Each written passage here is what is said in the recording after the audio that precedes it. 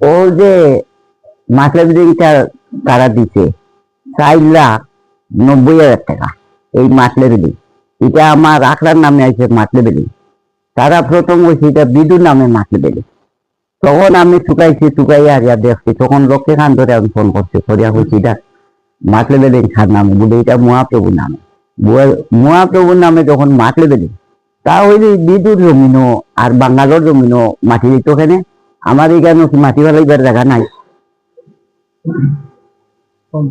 এরপরে তারা কইল গীতা আপনার এটা ফুরাইয়া দিন, আজকে পর্যন্ত তো ফুললো না।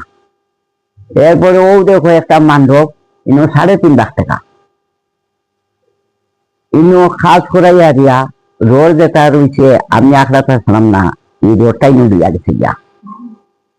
ও দেখো ফুসকন্ডি আমার লক্ষ্যে খান্তরেও কইলাম বাবারে রোডটা কিয়া এখন মাটি হয়ে যা ফুসকন্ডিত বেশি, কইছে এটা খাস করাইব, পাহাড় গাট হইব, কখনো উঠছে না। রাস্তা কাজ হয়েছে না সাইনপুট করা চাইছিলাম। আমি যেটা কইছি আমার মুখ দিয়ে, আমি এটা এখানে ম্যাজিস্ট্রেটের সামনে কইমু। তখন আমারে তারা কইছে এটা নতুন আইন হচ্ছে, আমরা এখন অফিসার কাছে ফোন লাগাইয়া, তখন ফোন লাগাইছে রেগার মাস্টারদের কইলাম যদি নতুন আইন বার হয়ে থাকে ত্রিপুরাতে, তাহলে তো এটা আমি জানতাম কাজ হওয়ার পরে সাইনপুট লাগানো হয়, ইনো কাজ হওয়ার আগে সাইনপুট উঠাইয়া নেওয়া নাম ছড়াইয়া দাঁত ফালাই দিই। আর বাহর করে রইল আমার সামনেও, আজ পর্যন্ত আইছে না রেগার মাস্টার।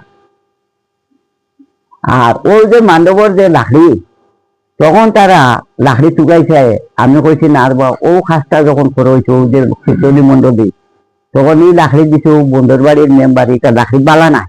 তখন আমি কইছি আমার টেকা দেও, আমার আখড়াতে আমি বালা লাকড়ি দিব না লাকড়ি। ও তো আমি ছেড়ে দিছি, আমি এখনো টেকা পাইছি না। তারা ঘর ফটো শটো উঠাইয়া দেওয়ার পরে আমি টেকা পাইছি। দেখি কোনদিন দেখ ও অতটুকু এই আখড়াটাই আমি বহু কষ্ট করি। এটা হোক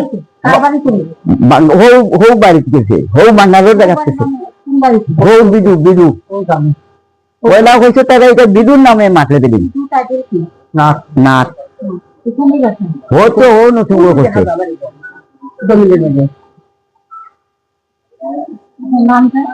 আমার নাম বুয়েস দাস বৈষ্ণব।